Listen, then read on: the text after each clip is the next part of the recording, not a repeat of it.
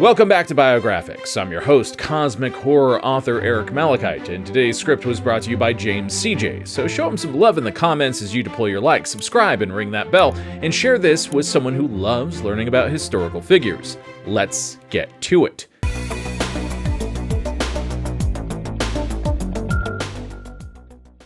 Russia's complex history has many faces that embody different ideas of leadership, from royalty to dictatorship to democracy and its current state. For centuries, it has transformed to become the country it is today. Still, the Russia we know now is the product of Mikhail Gorbachev and Boris Yeltsin. Gorbachev was one of many who set the USSR's collapse in motion.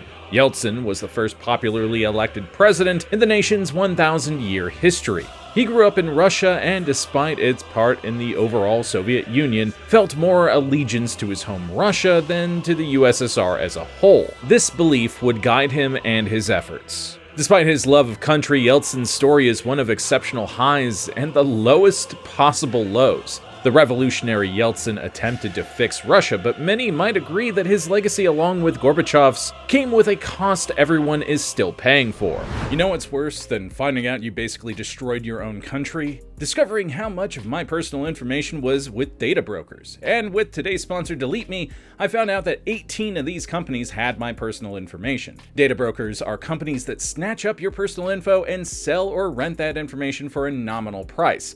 And it's not just social media websites. They get this information from all over the internet, including government public records. Now, I'm pretty careful when it comes to what I do and don't do online, but you know something? You can never be too careful. This information included my name, age, past addresses, family members, marital status, and my wife's name as well. And with Delete Me, I was able to get it removed from these websites. Now, full disclosure, you can absolutely do this on your own. Every one of these data brokers has an opt-out process that you can follow, but if you're like me and you don't have the several hours it would likely take to follow that process for every website that has your information, Delete Me will help you keep your data more secure by doing all of that for you. All you gotta do is sign up, follow the instructions in the welcome email, and tell them what information you'd like to be removed. So if you want to have a little more peace of mind when it comes to your private data, you can get 20% off Delete Me US consumer plans when you go to joindeleteme.com/biographics and use promo code biographics at checkout. That's joindeleteme.com/biographics, code biographics.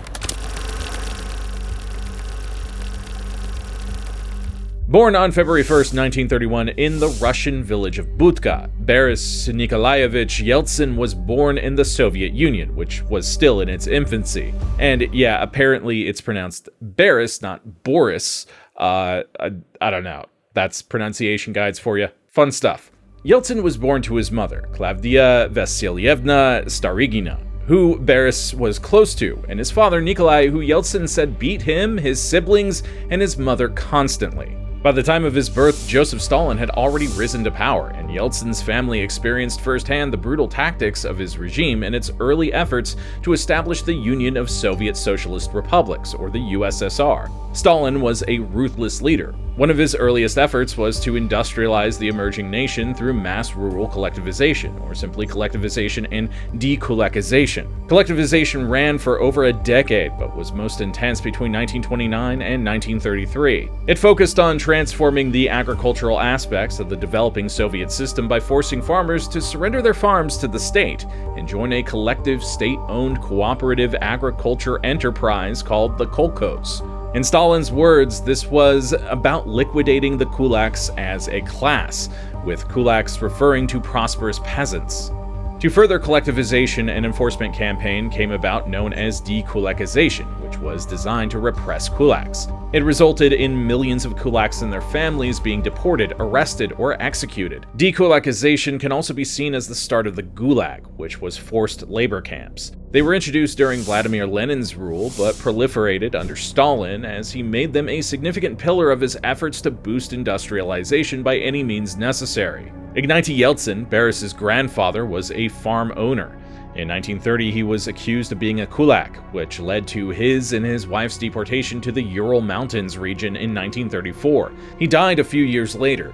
While Boris had not known his grandfather since he was a child during Ignati's final years, this was a communist scar he carried with him throughout his life.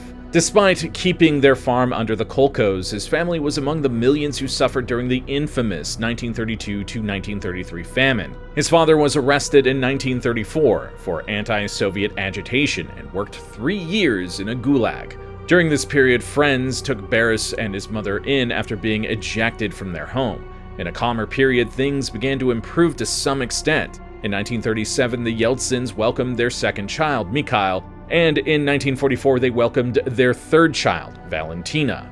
As a young man, Boris was far from a model student. He constantly found himself in trouble, excluded from class for being a distraction, and wasn't getting good grades. Yeltsin was also a lover of dangerous fun, which led to an incident where he and his friends attempted to, disassemble a grenade. Comment below if you've done something incredibly stupid in your youth that should have resulted in your death. To no parent's surprise anywhere, the grenade went off while they were handling it, causing Yeltsin to lose most of his left thumb and index finger. His academic performance improved throughout the years, especially as he developed a passion for sports in secondary school. In September 1949, he went on to Ural Polytechnic Institute, or UPI, where he studied industrial and civil engineering and learned German. He had to drop out briefly in 1952 due to rheumatic fever and tonsillitis. During his university years, he met and fell in love with Naina Losifovna Garina. The years before joining the Communist Party of the Soviet Union, or CPSU, were spent in construction.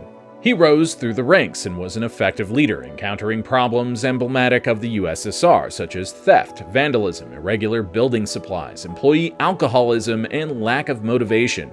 He successfully confronted these issues head-on, which brought him greater attention. For the next decade, Yeltsin led an everyday life. He married Garina in September 1956 and would have 2 daughters by 1960.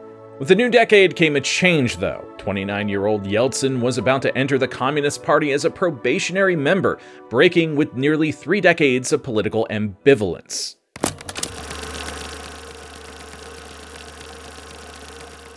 Throughout his early years, Yeltsin was not as politically active as most. He was a member of the Komsomol during his childhood, which was an organization focused on Marxist-Lenin communist education, or indoctrination, if you will. But overall, he avoided politics almost as much as possible. Yeltsin's aversion to politics ended at the dawn of the 60s. His reasons for joining the CPSU are varied. He sometimes stated that it was about career progression and job security. However, in some instances, Yeltsin noted a level of sincerity in joining the party, such as a belief in the ideals of a socialist society. After joining the party, his career in construction continued, and he spent the next several years gaining promotions and focusing on the construction of residential homes. He eventually got a job in the Department of Construction, and his family moved into a nicer, much larger apartment. Over time, Yeltsin received various Communist Party awards, and eventually he was one of 5 Obkom secretaries who were governing bodies for regions.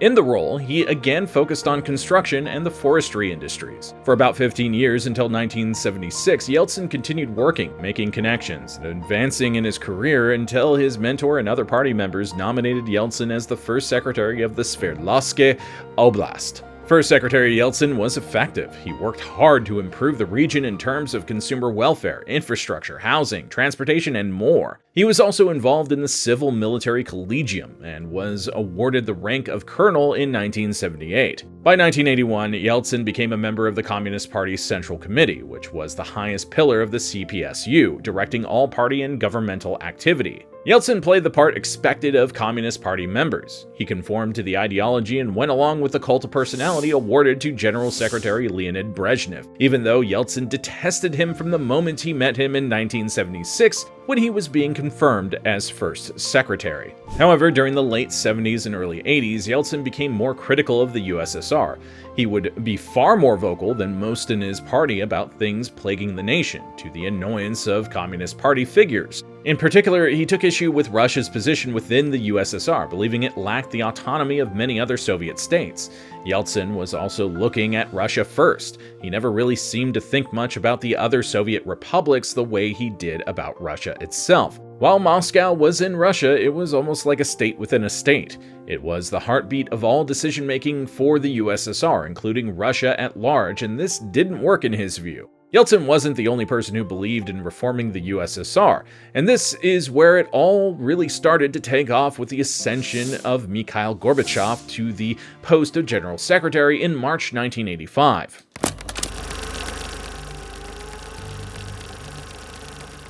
Yeltsin and Gorbachev's relationship might be one of the most important in recent Russian history. The two started as colleagues, but became bitter rivals over the course of a few years. Both were reformers at their core, but over time it became clear that their visions didn't align enough for them to find support in one another. One significant difference between the two was what they fought for. At first, Yeltsin, like Gorbachev, fought for communist reform. Over time, however, Yeltsin felt the USSR no longer served its intended purpose and transformed from a communist reformer to a democratic revolutionary. In 1987, their relationship disintegrated after a Politburo meeting. By now, Yeltsin had been the first secretary of the Moscow City Party Committee for 2 years, and his dissatisfaction with Gorbachev, the slow pace of reforms, and the quality of life of the elites was becoming more potent. The September 12, 1987 meeting was one to discuss a speech Gorbachev would give in observance of the October Revolution anniversary celebrations. The meeting was full of arguments, disagreements, and many attacks from Yeltsin by party members and vice versa. Fed up, Yeltsin drafted a resignation letter as first secretary upon returning to his office. Nobody had ever voluntarily resigned from a position of power, so this was a big deal. Because he'd received no answer from Gorbachev by the eve of the October Revolution anniversary, and after suffering through Gorbachev's self-congratulatory speech praising the reforms and progress, Yeltsin took the opportunity given to party members to make a speech of his own. In his response, he laid waste to the party and Gorbachev, criticizing almost everything and everyone. Anticipating his removal from his roles to be more dramatic, Yeltsin suffered a heart attack and was hospitalized for 2 days before being called into work by Gorbachev. Yeltsin left the ICU prematurely, still reeling from the heavy sedation, and suffered through a meeting in which members of the party attacked him. For Gorbachev, who encouraged debate and free exchange of ideas, Yeltsin noted it bore a striking resemblance to Stalinist show trials, used to discredit and destroy political opposition. In a speech, Gorbachev stated that Yeltsin's comments were politically immature and extremely confused and contradictory. For his part, Yeltsin took some responsibility for certain things, particularly his overall attitude to certain members, and didn't simply believe he was right and that everyone was wrong. But the whole situation was unnecessarily cruel and set a fire in Yeltsin. Ultimately, Yeltsin was replaced as first secretary and put into a lower position in government, but still in Moscow, which surprised him. He was, however, removed from policy decisions and from accessing the higher ranks of the party. It was exile, just not as extreme as Yeltsin believed it would be. Gorbachev clipped Yeltsin's wings and allowed the party to devour one of its own to discredit him further. Yeltsin remained in the party despite all the challenges it came with, but that would eventually cease too. His health, both physical and mental, suffered for nearly 2 years following the events of his resignation. He'd been deeply affected by it all, struggling to sleep, having chronic headaches filled with self-doubt and criticism, and feeling the sting of betrayal and a deep sense of isolation. He used the term political corpse. It was the creation of the Congress of People's Duties, existing alongside the USSR's supreme Soviet body with a citizen-elected body that somewhat revived him. He went out and campaigned for office, and despite the efforts of other members of the party to prevent his win, he won in a landslide. With this, he began creating a base and building an opposition program to the status quo. Gorbachev attempted to make a friend of Yeltsin again, but Yeltsin was in no way interested, and they'd spend years going back and forth attacking one another.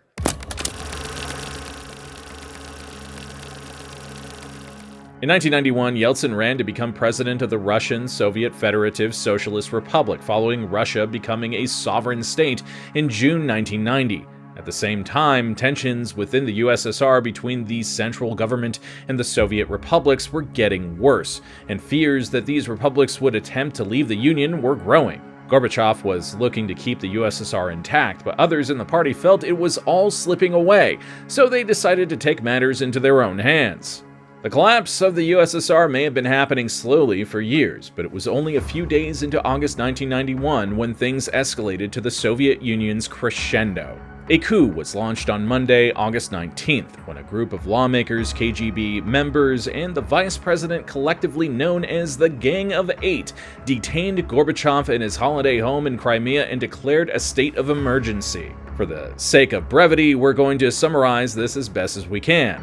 The coup lasted about 3 days, and while Gorbachev was detained, Yeltsin led a resistance in Russia, organizing protests, strikes, and rallying the Russian people against the forces attempting to carry out the coup. The failure to arrest Yeltsin was a mistake that cost the Gang of Eight massively. Yeltsin made winning far more difficult thanks to his popularity and ability to get Russians to fight back against the communist leadership he now deemed a corrupt failure.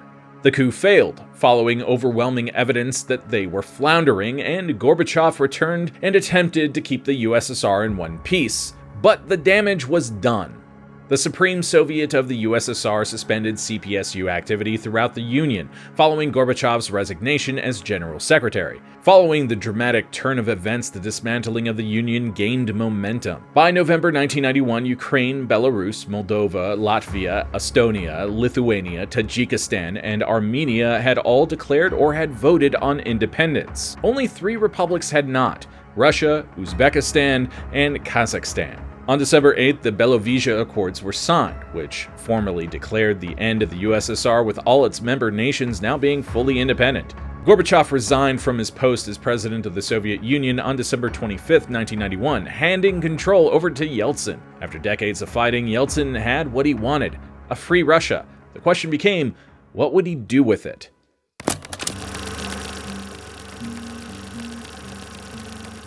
On February 2, 1992, Boris Yeltsin and then President George Bush declared a formal end to the Cold War. Domestically, 2 major things were starting to happen in Russia. The first was the start of Yeltsin's economic reforms, which began on January 2nd through the liberalization of foreign trade, currency, and pricing. Yeltsin implemented shock therapy in the Russian economy, which would begin the process of privatization and the transition to a market economy. This came with dire consequences as inflation soared 2,000%. Russian people's savings were wiped out, and the country struggled with immense hardship for the everyday Russian citizen. To try to combat these negative effects, Yeltsin instituted another policy known as macroeconomic stabilization, which meant raising interest rates to high levels with the intention that it would restrict credit and tighten money. The government was also working to bring government spending and revenue under control with new or raised taxes and a pullback of subsidies and welfare spending.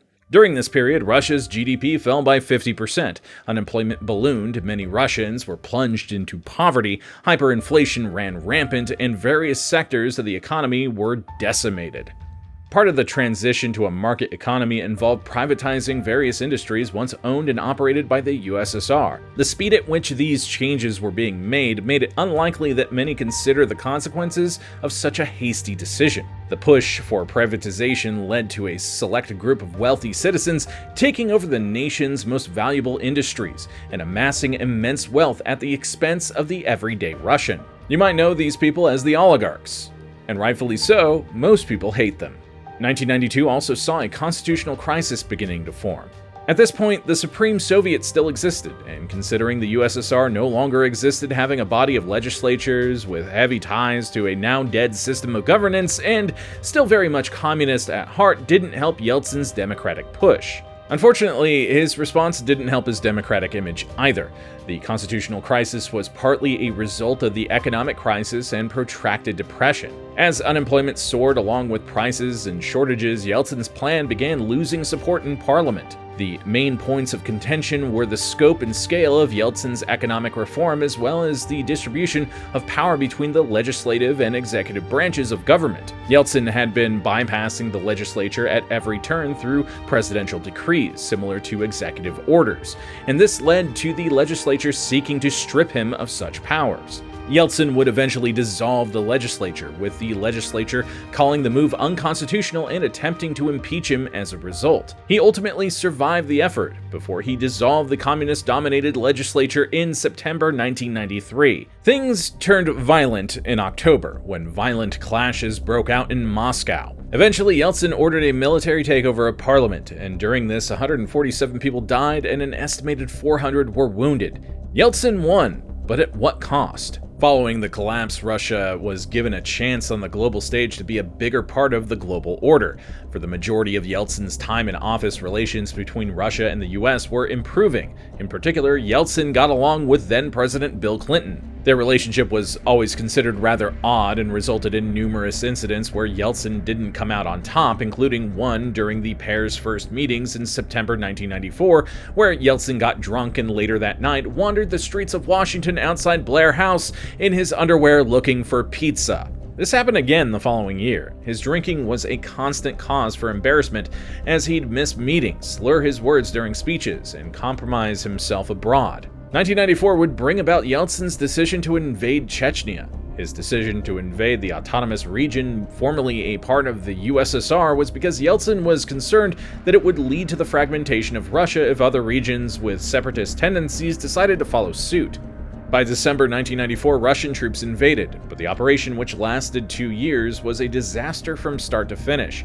The invasion was a military failure, with troops unprepared and ill-equipped to face the heavy resistance. At home, there was a public backlash to the war, which was racking up high casualties and a growing humanitarian disaster.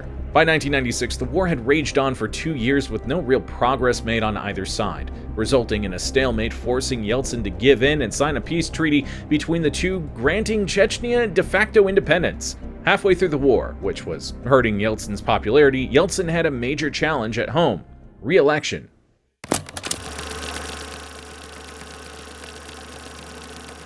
Yeltsin, come 1996, wasn't the same person who'd ascended to power during the waning years of the USSR and from its ashes. He was diminished as his popularity continued to nosedive due to the economic situation and the disastrous war in Chechnya. It was largely believed he wouldn't be re-elected president in the coming election. By this point, many of Yeltsin's health issues were also coming to light and catching up with him. Throughout his tenure, Yeltsin had suffered numerous heart attacks, 3 happening in 1995 alone, and other health-related issues. This made many question if he was even up for the job of governing. Regardless, he managed to win 53% of the vote, to everyone's shock. The election was contentious, with many believing there'd been heavy manipulation as well as the obvious reliance on the oligarchs Yeltsin used to fund his campaign. All of this only further hurt his credibility. Starting in 1997, Russia's economy began stabilizing and seeing modest signs of improvement and growth. At the same time, it was becoming increasingly clear to many that the privatization of the state had led to the rise of the oligarchs who were profiting at the expense of Russia.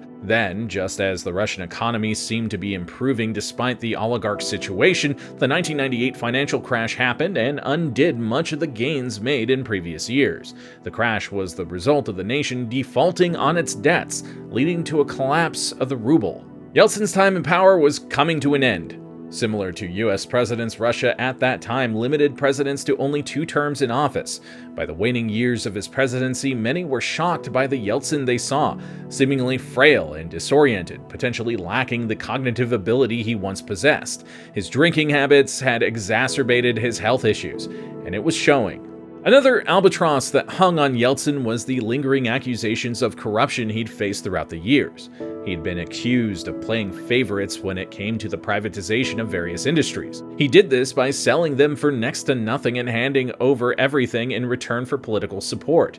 This included the Loan for Shares program, which saw some of Russia's most important and profitable businesses like oil and gas and various other minerals privatized. The program allowed oligarchs to loan money to the government in exchange for shares in these vital industries. In 1999, on the way out, Yeltsin pardoned himself and his family, who'd also been accused of involvement in government corruption. Yeltsin was no longer seen as the liberator and the revolutionary. Perhaps he was seen more as an unintentional agent of chaos, ambitious but without a plan. His time in power wouldn't see the dawn of the century. It was sunset on the presidency of Boris Yeltsin.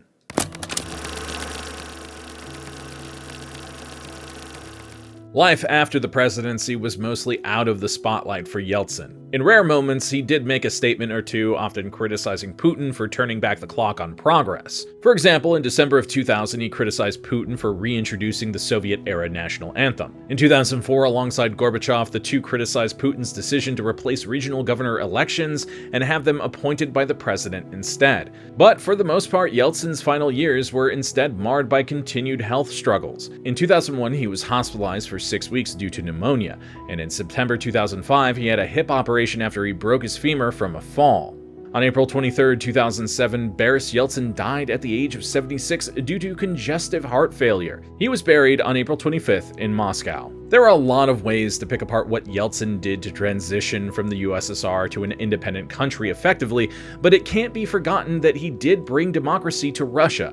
Unfortunately, even then, he damaged his own legacy by putting into power someone who never believed in a democratic Russia and saw the fall of the USSR as a deeply personal event. Of course, it's highly unlikely Yeltsin saw this in Putin when he handed over power to the younger prime minister.